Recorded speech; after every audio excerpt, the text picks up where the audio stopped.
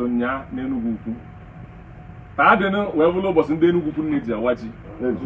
ya ijere anya na obu ọzọ mkpu ọbụla obu niile dị n'Enugu Ukwu a na-awaji taata anyị wee sị ka anyị bido n'oge maka na ife a ga-eje n'okwu ga-eri nne maka na ibido n'oge na n'oge anyị wee sị na ọ ga-adịla anyị niile mma ọnwa asatọ a na-eme akwụkwa na a na-eme ọnwa asatọ ọnwa asatọ anyị na-ejekwuru ubi anyị na-eweta ife a na-eri maka na ọnwa asatọ bụ oge eji eli ji ọfụ ọnwa asatọ a na-ejikwa ya ata ma ọka ọnwa asatọ a na-eji eme ife niile dị iche iche anyị ga-echukwu ma ọzọ mkpụsef on Tuesday mekwuo ma elekshọn dị ya na PG ihe niile a na-eme bụ ka ana Igbo na omenala anyị wee na-aga wee sị na ọ ga-adịla anyị niile na mma onye ọbụla ji ukwu ya wee bata na obu ike Enugu Ukwu ọ ga-adịrị ya mma anyị si ofisi fụlụ anyị na-atụ nkwenyekwu amaji ya anyị na-ekwu na n'iru ka anyị ga na-aga anyị na-ekwu na Naijiria ga-adịkwa n'anyị mma arọ nke gara aga nke anyị nọ na ya ga-adị ya mma ma ife ọ na-esi ike ma ife anaghị esi ike ife ga-adịla anyị na mma maka na ọnụ Chukwu bụ ọnụ mmadụ ọ na-akwa na jide ọjị n'aka anyị kpewe ekpele onye nwe onye ekpere na ekpele wee teta ụla n'ụtụtụ ana m ekpezi gị ekpele n'isi gị kịta maka na asụkwa na omenala jikọtala Igbo niile ya isigodu Delta si Imo si Anambra si ebe niile isi ejidere ọjị ife okekọtago anyị ncha niile wee na-asị na Chukwu ọ ga-anala ekele maka ndụ nke onye na anyị ogwe n'ebe anyị si emejọ ya gbaghara anyị maka na mmadụ ka anyị bụ ọkwa m ahụ maka na-ebu ma njide ọjị n'aka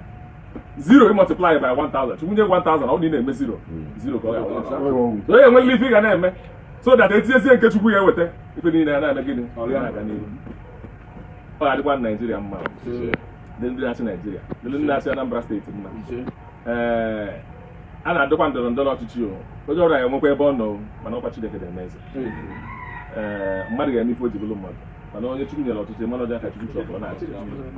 mana anyị na-ayọkwa ka ndị na-achị anyị wetara anyị udo na ọganihu mepeela anyị obodo n'ụlọ anyị ụzọ maka na ife eji ejekwa na gọọmenti awụrọ na onwe ife amaka na gọọmenti kama na a na-eje ebe na-eweta ikike wee na-eme ka obodo wee na-adị mma Enugu Ukwu adịla Enugu Ukwu mma nna m bụ Apọstọl Rafael onye agba akata njọ nwata esenga kwaya masta ezigbo onye mụtara ọzọ ji emela omenala bụ na ebe niile nje n'izu ụka na sinsi arọ ji bido ji ọfụ ji wepụtara mbata ebute ji nsị ma ji ọjị ọfụ asị na ọjị ọfụ nsị buru ga n'akụkụ na Enugu Ukwu anyị eliwere n'eji taata ka anyị na-emezi ọdị ọfịsal ibu ndị igwe mere ka anyị liwe ji nna otu izizi bụ ji ọfụ nri ntesi nya obi igwe nsị ka nkarapụ na mma na ọkụ ji ga-ebute ji ya ji asaa n'ebe niile unu ga-eli nji ka ọ dị ka na-eme elije eji arụ ọka unu mana m aka ọkwụkwụ n'ọlụ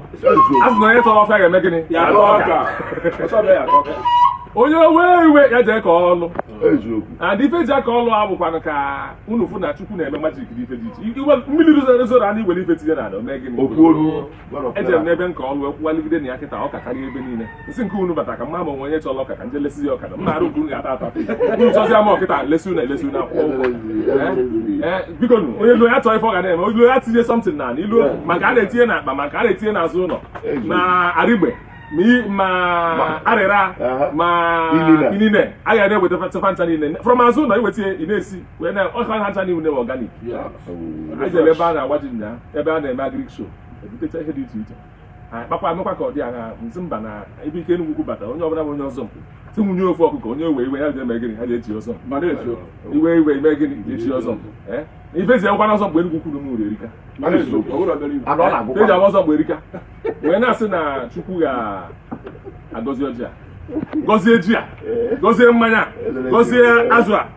ekwe mmịa ka ọ dị na ebe esotekwa na anyị mmịa ri na anyị nwere nke ndị oyibo mee maka ndị Igbo Chukwu ga-agọzie ka anyị lie ya ka ọ zụọ nara anyị na mkpụrụ obi anyị wepụla anyị ife ọjọọ niile dị na GDC ji arọ ọgwụ mee ka nke na-abịa abịa karịa maka na unu bịazi ahịa kịta na oge Krismas ji aga na-arụzi ya bụ nke Enugu butere na Enugu a ọkụ ji na-arụ ji a ga-arụkwa ọka biko ana m ele ọka ọ dị fresh agbara fens agbara ezigbo biko ya atụela anyị ka ọ dị ka na-eme were ya Chukwu ka ọ gọzie anyị gọzie ebe niile ebe ebumnobi anyị site na Chukwu abịama onye nzọpụta ike Enugu kwuru m